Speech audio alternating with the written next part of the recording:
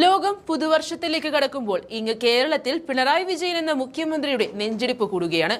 പുറത്തുവരുന്നത് കേരളം ഇന്ന് ഉറ്റുനോക്കുന്നത് ഡൽഹിയിലേക്കും കൊച്ചിയിലേക്കുമാണ്. ഒരേ സമയം സുപ്രീം കോടതി ചീഫ് ജസ്റ്റിസും അന്വേഷണ ഏജൻസികളും പിണറായി വിജയൻ എന്ന ഇരട്ടച്ചങ്കന്റെ ഉറക്കം കെടുത്തിയിരിക്കുകയാണ്. അഴിമതിയുടെയും വിശ്വാസവഞ്ചനയുടെയും ചെളിക്കൊണ്ടിൽ മുങ്ങി നിൽക്കുന്ന പിണറായി സർക്കാരിന്റെ തലക്കിട്ടടിച്ചുകൊണ്ട് സുപ്രീം കോടതി ശബരിമല യുവതി പ്രവേശന വിധി പൊടിതട്ടിയെടുക്കുന്നു. സ്വർണ്ണക്കള്ളക്കടത്തിൽ നാണം കെട്ടു നിൽക്കുന്ന മുഖ്യമന്ത്രിക്ക് ഇത് ഇരുട്ടടിയല്ല, ഇരട്ട പ്രഹരമാണ്. അതിനൊരു കാരണം മുൻ ദേവസ്വം മന്ത്രി കടകംപള്ളി സുരേന്ദ്രൻ ഇന്ന് SITയുടെ ചോദ്യം ചെയ്യലിൽ പതറുകയാണ്. ശബരിമലയെ രാഷ്ട്രീയമായി ഉപയോഗിച്ച കടകംപള്ളിയുടെ ഓരോ നീക്കവും ഇന്ന് നിരീക്ഷണത്തിലാണ്. ചോദ്യം ചെയ്യൽ അവസാന ഘട്ടത്തിലേക്ക് എത്തുമ്പോൾ മുഖ്യമന്ത്രിയുടെ വിശ്വസ്തനായ ഈ മുൻ മന്ത്രി കൂടി ജയിലിലേക്ക് പോകേണ്ടി വരുമെന്നത് ഉറപ്പായി കഴിഞ്ഞു. അതേ സമയത്ത് തന്നെയാണ് വർഷങ്ങളായി മാറ്റിവെച്ചിരുന്ന ശബരിമല പുനഃപരിശോധനാ ഹർജികൾ പരിഗണിക്കാൻ സുപ്രീം കോടതി ചീഫ് ജസ്റ്റിസ് ഭരണഘടനാ ബെഞ്ച് രൂപീകരിക്കാൻ സാധ്യത തേടുന്നു എന്ന വാർത്തയാണ് ഇപ്പോൾ പുറത്തുവരുന്നത്.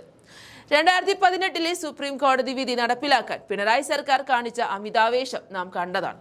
ഭക്തരുടെ വികാരങ്ങളെ മാനിക്കാതെ പോലീസിനെ ഉപയോഗിച്ച് യുവതികളെ മലകയറ്റാൻ സർക്കാർ കിണഞ്ഞു പരിശ്രമിച്ചു. ആയിരക്കണക്കിന് അയ്യപ്പ ഭക്തർ തെരുവിലിറങ്ങി. സമരങ്ങൾ അടിച്ചമർത്തപ്പെട്ടു.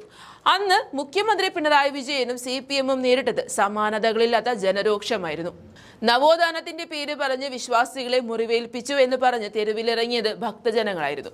അന്ന് യുവതീ പ്രവേശനത്തിനായി വാദിച്ചവരും ദേവസ്വം ബോർഡിന് തലപ്പത്തിരുന്നവരും ഇന്ന് എവിടെയാണ്?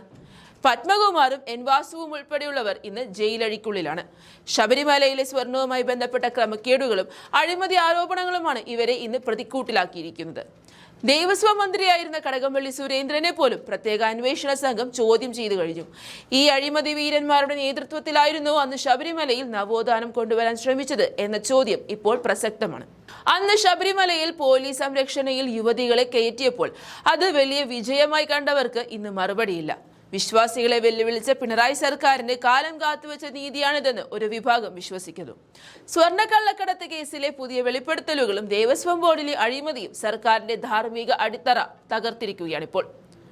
ഈ സാഹചര്യത്തിൽ ശബരിമല കേസ് വീണ്ടും കോടതിക്ക് മുന്നിലെത്തുന്നത് പിണറായിയുടെ രാഷ്ട്രീയ ഭാവിക്ക് തന്നെ ഭീഷണിയായേക്കാം.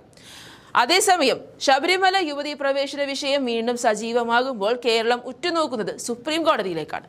നീതിപീഠത്തിന്റെ ഇടപെടൽ പിണറായി സർക്കാരിന്റെ തലക്കിട്ടടിക്കുന്ന ഒന്നായി മാറുമോ? അഴിമതിയുടെയും വിശ്വാസ ലംഘനത്തിന്റെയും നിഴലിൽ നിൽക്കുന്ന ഈ സർക്കാരിന് കോടതിയിൽ നിന്നും ജനങ്ങളിൽ നിന്നും ഇനി എന്താണ് ലഭിക്കാനിരിക്കുന്നത്? നമുക്ക് കാത്തിരുന്ന് കാണാം.